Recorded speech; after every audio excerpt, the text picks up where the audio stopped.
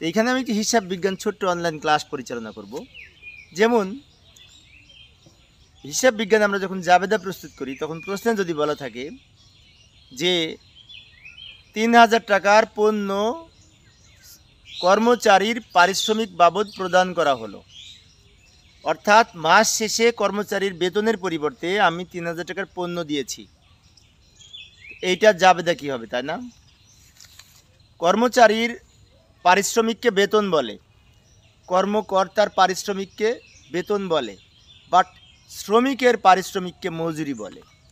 এইখানে বলেছে কিন্তু কর্মচারীকে প্রদান করা হয়েছে। কর্মচারীকে প্রদান করা হয়েছে মানে কি, বেতন প্রদান করা হয়েছে, তো বেতন হিসাব ডেবিট হবে।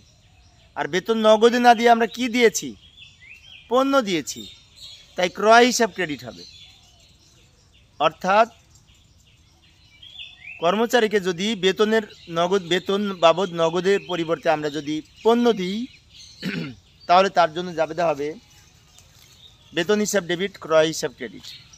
কারণ পণ্য প্রদান করার ফলে ক্রয়ের পরিমাণ কমে যায়, তাই ক্রয় হিসাব ক্রেডিট হবে। আর যেহেতু পারিশ্রমিক বাবদ প্রদান করা হয়েছে তাই বেতন হিসাব ডেবিট হবে। কর্মকর্তা এবং কর্মচারীর পারিশ্রমিককে বেতন বলে, আর শ্রমিকের পারিশ্রমিককে মজুরি বলে। ধন্যবাদ সবাইকে।